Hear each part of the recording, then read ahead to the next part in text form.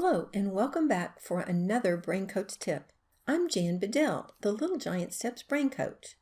Thank you for joining me today to become more equipped to help your gifted child be successful in school and in life.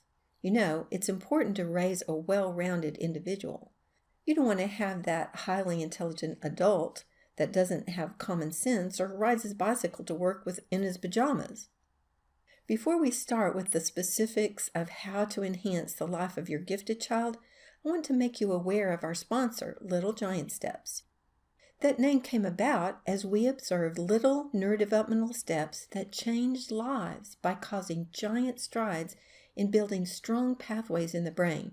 It's these pathways built by stimulating the brain with specific, short, and consistent input that changes the brain and a person's function is accelerated.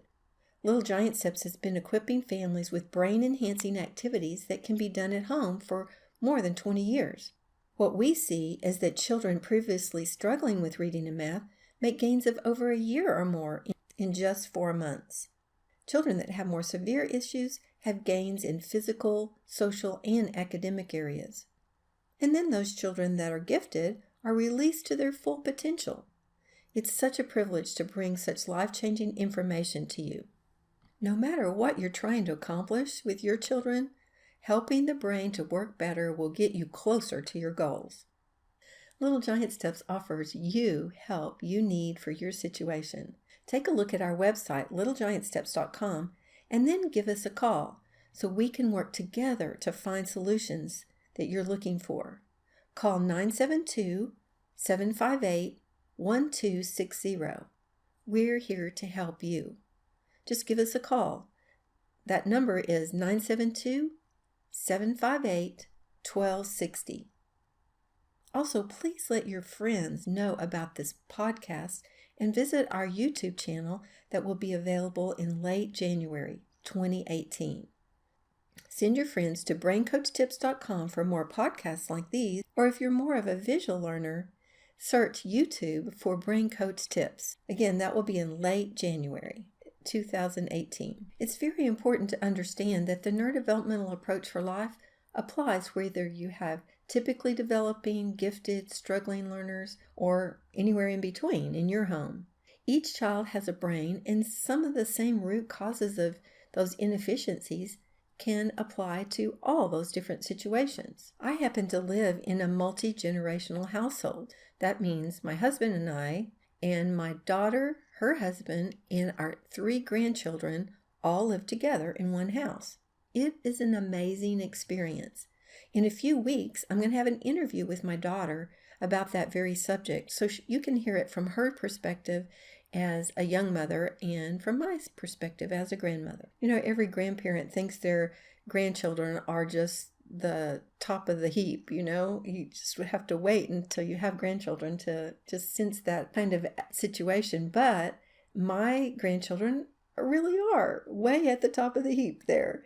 I have 3 grandchildren. The oldest is 6, and that's a girl. And we have a boy that's 4 years old and a 15-month-old girl. So it's just very busy and exciting around here. And I really do believe that we have some children that are in the gifted range.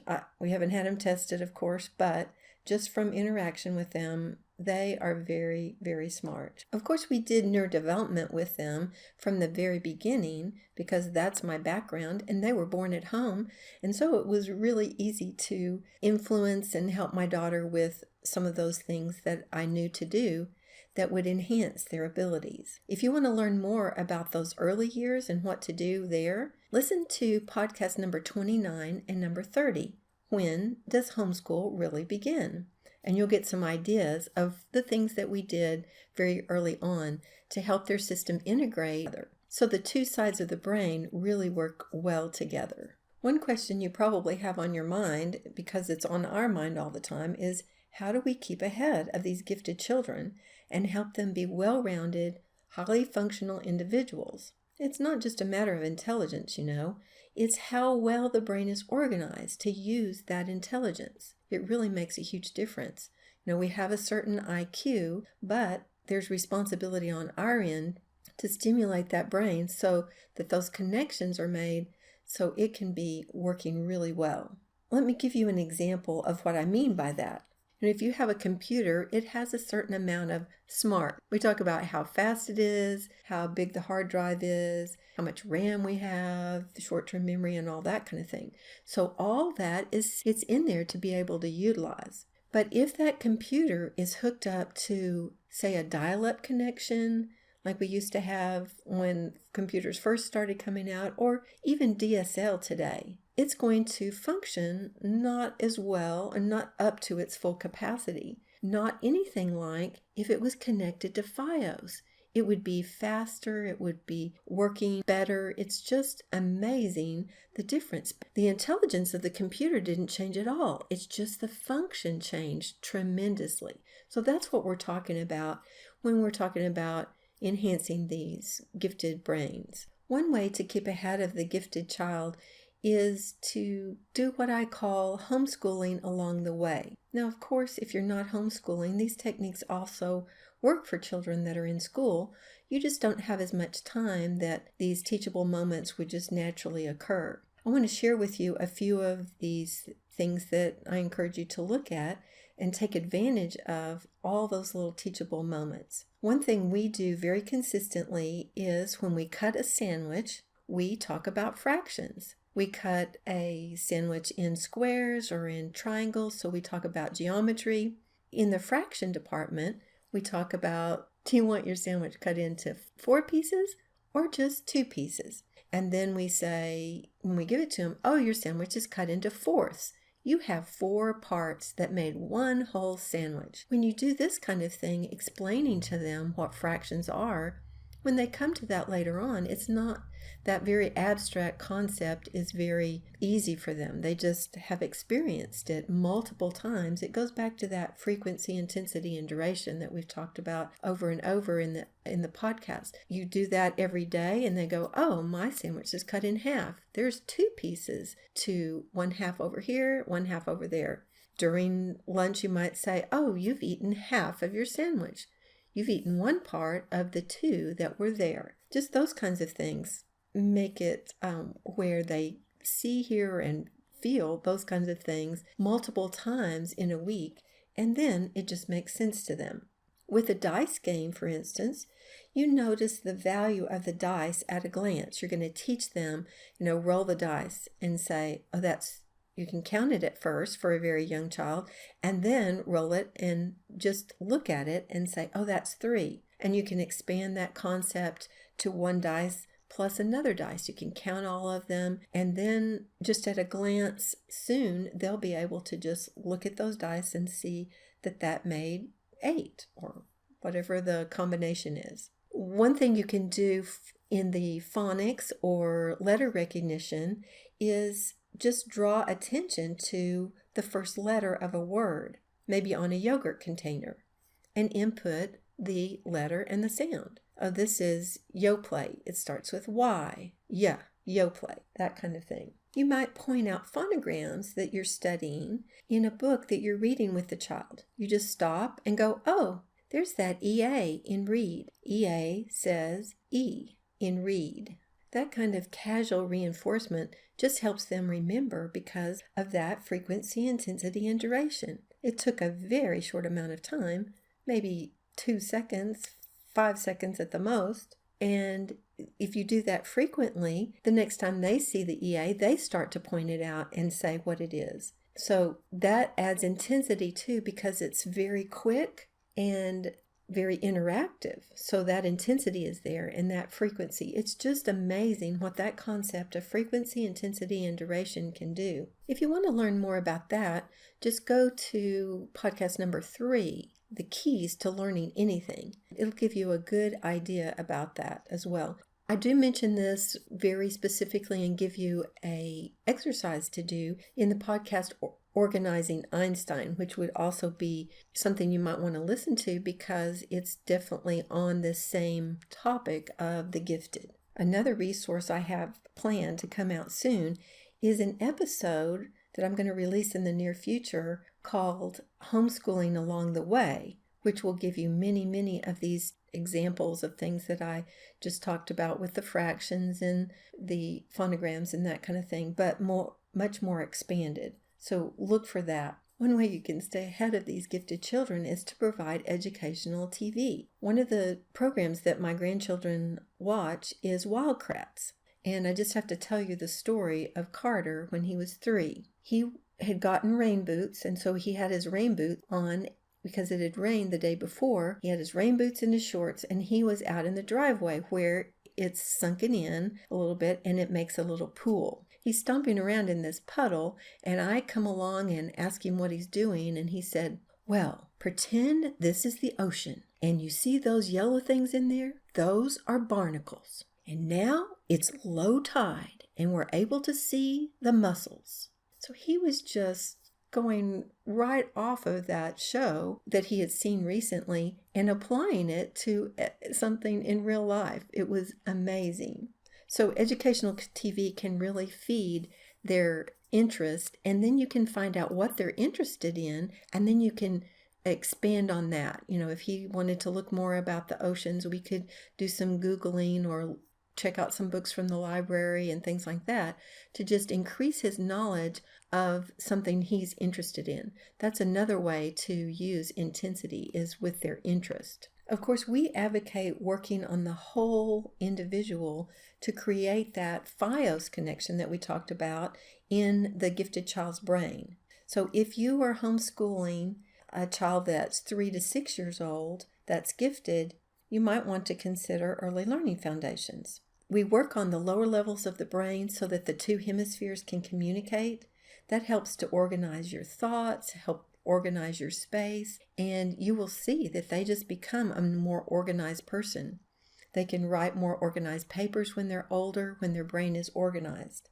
So it's just global benefit to help that lower level organize. And then we work on tactile stimulation. If the brain can't feel the hands, how in the world can the brain move those hands to write the letters neatly like you want them to?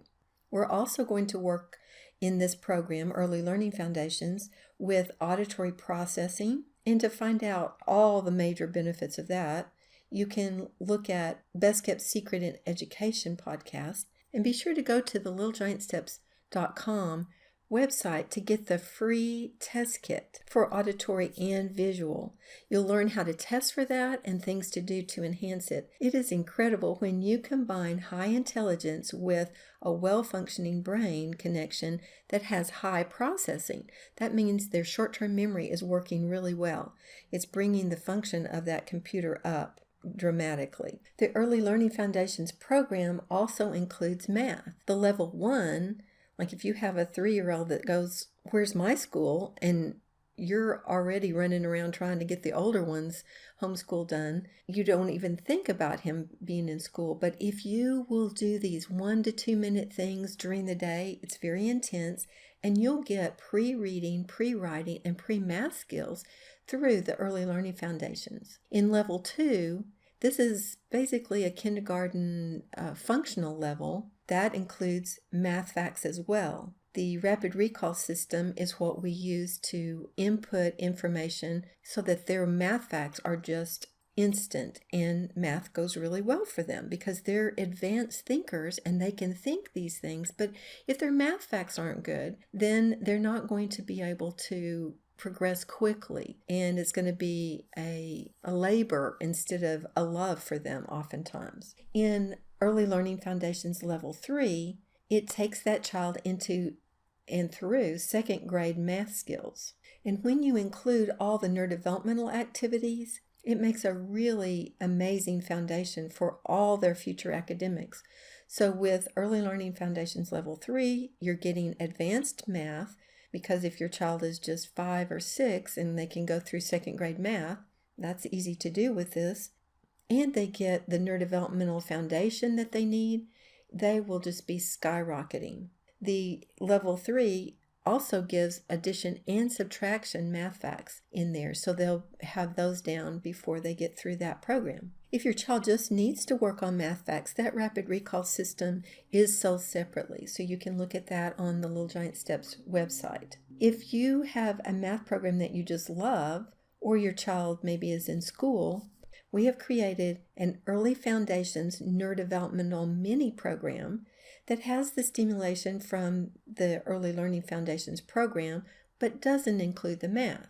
That's an option as well that you can do. This program will change every 3 months to make sure the brain is continuing to develop in 6 strategic areas of development: visual, auditory, tactile, language, mobility or movement, and manual, or the use of the dominant hand. It stimulates all of those areas. If you have a child that is gifted in math like my granddaughter Kinsey, you don't want to bore them with grade equivalent curriculum just because of their age. Now, Kinsey loves math, and so I've used the visual circle math from Little Giant Steps with her. She's currently 6 years old, but understanding addition and subtraction of multi-digit numbers with borrowing and carrying, as well as starting the understanding of multiplication. The visual circle math is a way to help the child see what is happening in every operation, and it's used to move the child along in their computation abilities at their own speed instead of a curriculum that's designed for an average student. It uses frequency, intensity, and short durations to accomplish this. So you'll want to look at that for those that are really loving math and want to move ahead in that. Then you can always use a curriculum for other aspects like measurement and those kinds of things that go with math as well. So after the computation or mechanics of how to do a particular operation is mastered, you use the skill in word type problems. Kinsey and I just the other morning before breakfast were sitting at the table and talking a little bit, and we were talking about ages. She understands the subtraction of multi-digit numbers. So I set up a problem for her to subtract the year it was now from the year I was born to figure out my age. We had just figured out my age, so I said, let's figure out the difference between our 2 ages. Now, in my mind, I was going to subtract her age from mine, but before I could write it down, she said, let's take the year I was born and subtract it from the year you were born to find the difference. I thought that was pretty amazing. It really seemed like the amazing divergent thinking that happens with a gifted child. There is one other thing here that I want you to be aware of. Some children are held back from their full potential because of the chemistry of their body. It's just not working well. I believe God has supplied the second treasure of my life to steward and get the word out about. The first treasure being neurodevelopment, of course.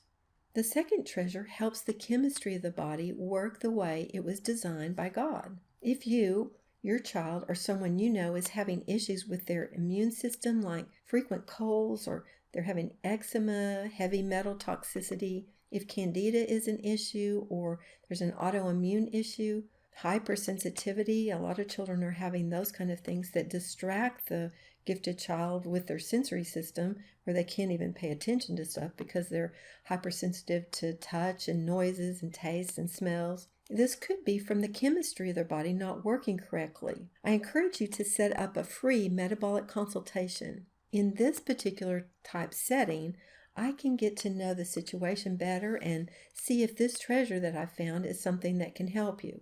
When you eliminate the chemistry or metabolic stressors, everything works better for the child. You can just click on Metabolic Consultations on the homepage at littlegiantsteps.com, and we'll start the process of scheduling that free consult for you. As we address the chemistry or metabolic issues and bring the neurodevelopmental approach to work at the root cause of the developmental factors, I'm finding it to be a dynamic combination.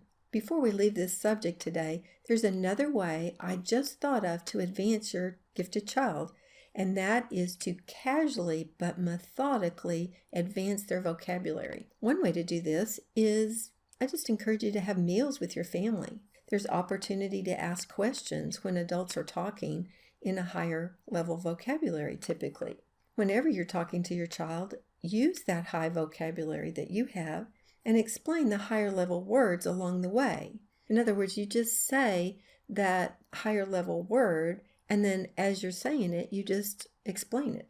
I found myself needing to do this as we were reading Charlotte's Web to a 6-year-old and a 4-year-old when it talked about the rat moving stealthily toward Wilbur's food. So we had to say, oh, he was going cautiously and trying not to be seen. He was sneaking around. That's just explaining that vocabulary as you go through it. Casually brings up that vocabulary as they hear it over and over. Well, that's all the time I have for today. Don't forget the other 2 Brain Coach episodes for Gifted.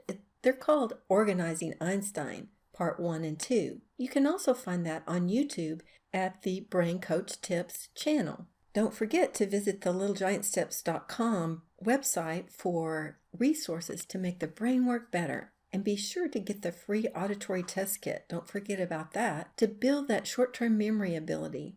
It's a major factor in releasing the full potential of that gifted child in your home. Please stay tuned to braincoachtips.com where you'll receive more brain-enhancing tips to make life and learning easier. For now, it's the Brain Coach signing off and wishing you a wonderful day.